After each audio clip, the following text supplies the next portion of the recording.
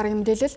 За хүүхдийн сургууль цэцэрлэгийн анги засварын ажлыг 8 дугаар сараас эхлэх хийдэг. За гэвч сургууль цэцэрлэгийн дотоод орчны эрүүл ахуйн хүрээнд хийсэн судалгаагаар засварын дараа материалуудаас ялгардаг бодис стандартаас давсан гэх дүгнэлт гарсан байна. Тодорхойлбол хороом 2.3 дахин их, хар дугалаг 2-5 дахин хэтэрсэн байж. За үүнээс үүдэн хүүхдийн архаг амьсгалын замын өвчлөл нэмэгдэх, за хор тавдар зөвсөл хөгжлийн хоцрогдолтой болох эрсдэл дагуулдаг байна. За иймээс будаад 14 хонож байгаа хананд туршилт явуулж орчны нарийн ширхэгт тоосонцор за хавдар үүсгэж бодисын хэмжээг шалгасан байна. За бид бүхэн 14 хоногийн өмнө засвар хийсэн ханан дээр одоо энэ хүү хорт бодис хэмждэг багажаар хэмжиж үзэхэд 1850 1700 тайгаар одоо хорт бодис зааж байна. За тоосон цэцрийн хэмжээ бол 994-96.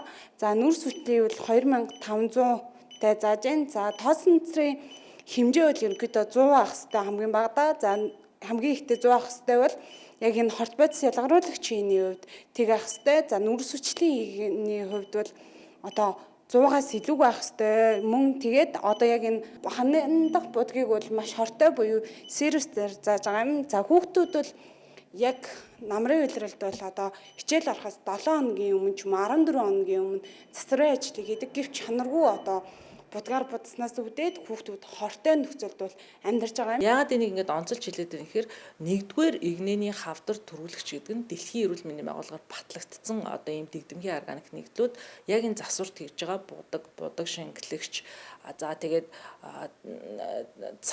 цавуулагтай бодиснууд байдаг. Тийм учраас хэрвээ энүүгээр одоо амьсгалах юм бол хавдар төрүүлдэг байх нэ гэдгийг дэлхийн эрүүл мэндийн байгууллага баталсан гэсэн. Хүүхдийн эрүүл аюулгүй орчин суралцах эрхийг хамгаалахын тулд амрангуут нь засварын ажлыг эхлүүлж зуны турш агаар сэлэлт хийх нь зүйтэй. Гэвч сургууль цэцэрлэгийн засварын уртгав зардлыг эцэг эхчүүдээс гаргадаг байна.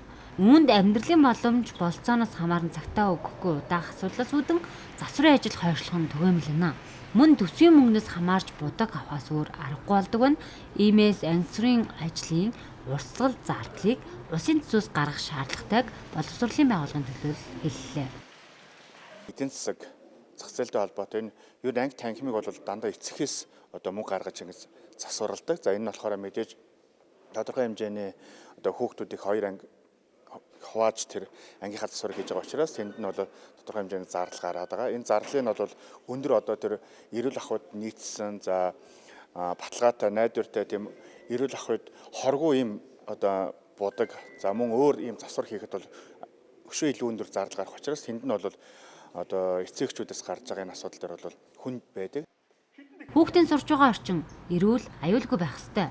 Гэвч цаг хугацаатай уралдан хямд будгаар засвар хийх нь хүүхдийн орчинд тухтай болох ус эрүүл мэндэд цөрөн нөлөө үзүүлж байна.